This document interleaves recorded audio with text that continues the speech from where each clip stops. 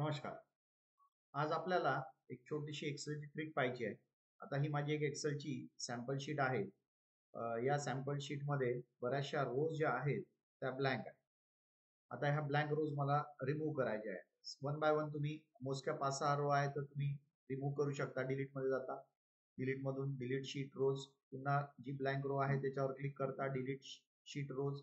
पुन्हा जी blank row आहे त्याच्यावर जाऊन पुन्हा क्लिक करता डिलीट शीट रोज. असं तुम्ही करू शकता. आता इथे मोजका डेटा आहे म्हणून ठीक आहे. इमॅजिन करा की 1000-2000 रोज आहेत, त्यातल्या 50-100-200 तुमच्या ब्लँक रोज आहेत.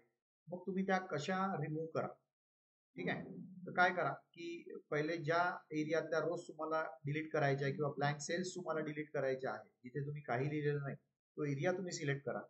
गो टूचा ऑप्शन घ्या. गो टूचा ऑप्शनसाठी एक पहिली शॉर्टकट की आहे कंट्रोल जी. कंट्रोल जी मधून तुम्ही जाऊ शकता किंवा फाइंड अँड सिलेक्ट मध्ये गो टू किंवा गो टू स्पेशल नावाचं ऑप्शन तुम्ही डायरेक्ट घेतलं तरीही चालेल. मी गो टू मधून जाऊन दाखवतो तुम्हाला. कंट्रोल जी प्रेस करतो किंवा गो टू मधून इथून गेलं तरीही चालेल. मी सांगितलं आहे आधीच.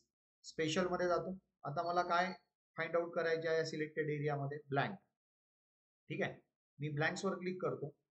ओके करतो. पहा आता फक्त जे ब्लँक सेल्स किंवा ब्लँक रोज आहेत तेवढ्याच फक्त सिलेक्ट झालेल्या आहेत. बाकी सिलेक्ट झालेलं नाही.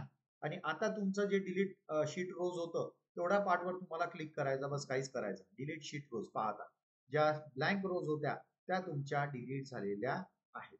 एकदम इझी आहे. तर अशा नवनवीन एक्सेलच्या वर्डच्या पॉवर पॉईंटच्या ट्रिक्ससाठी आमच्या चॅनलला सबस्क्राईब करा आणि फॉलो करा. थँक्यू.